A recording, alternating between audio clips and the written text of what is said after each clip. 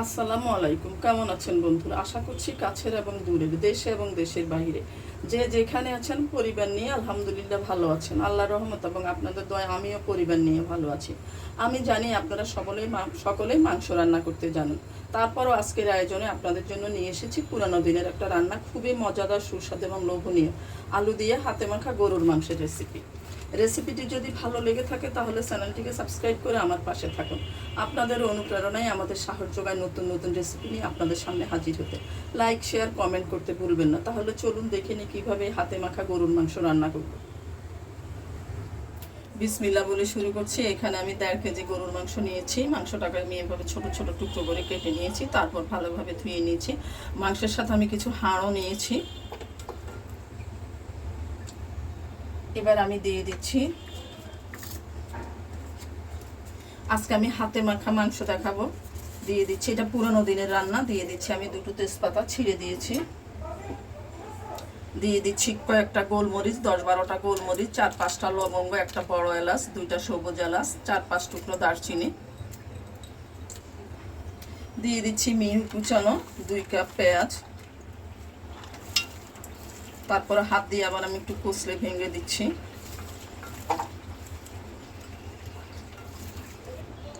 দিয়ে দিচ্ছি 1.5 টেবিল চামচ করে আদা এবং রসুন বাটা।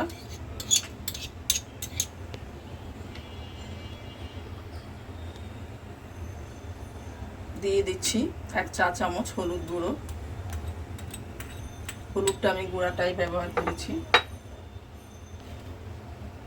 দিয়ে দিচ্ছি 2 টেবিল চামচ মরিচ বাটা।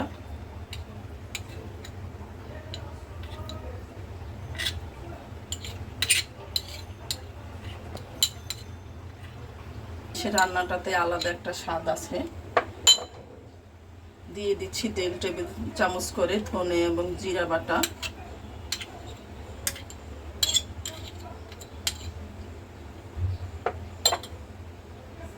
দিয়ে দিচ্ছি স্বাদ মতো লবণ।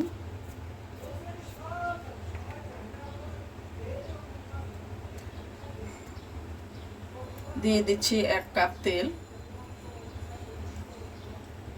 এটা আপনারা সরিষার তেল দিয়েও করতে পারেন, আমি সয়াবিন তেল দিয়ে করছি। এবার আমি সব কিছু একসাথে মাখিয়ে নিচ্ছি।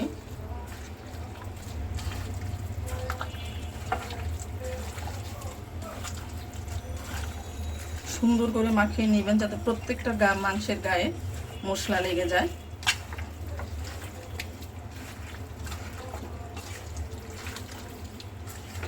মাখানোর পর আমি 30 মিনিট এটাকে ম্যারিনেট করব।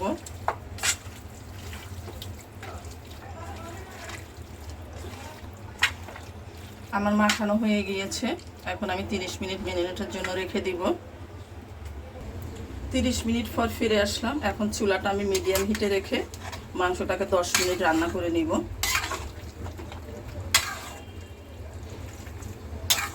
এই 10 মিনিট আমি ঢেকে রাখবো। 10 মিনিট পর ফিরে আসলাম। মাংস থেকে অনেক পানি বের হয়েছে। একটু নেড়ে দিয়ে আমি আবার এটাকে 30 মিনিটের জন্য ঢেকে রাখবো লো হিটে।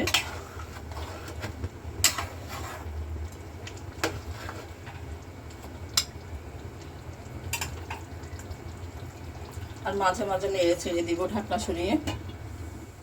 30 মিনিট পর ফিরে আসলাম।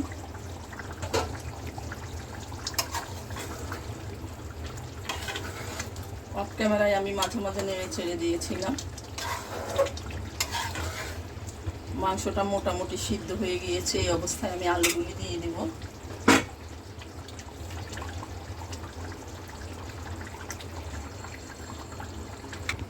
এখানে আলুর পরিমাণটা আমি একটু বেশি দিয়েছি। গরুর মাংসের আলুটা খেতে খুবই ভালো লাগে, সেজন্যই আলুর পরিমাণ বেশি হয়েছে। এবার আমি আবার ঢেকে রাখবো 30 মিনিটের জন্য।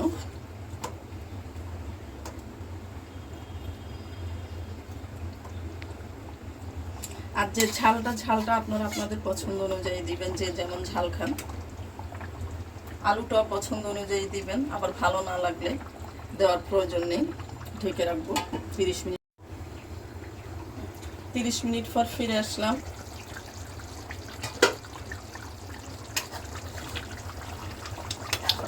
আমার মাংস ভালোভাবে সিদ্ধ হয়ে গিয়েছে, আলুও সিদ্ধ হয়ে গিয়েছে।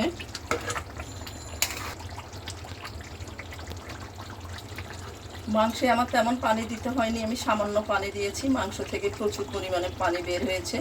এবার দিয়ে দিচ্ছি বাটা গরম মশলা,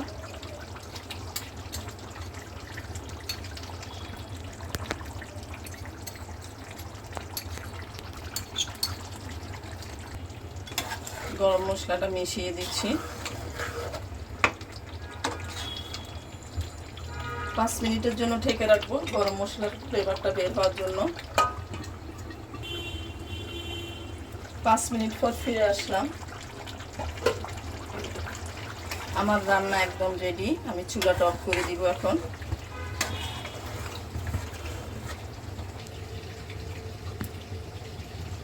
এবার পরিবেশন করে নিচ্ছি।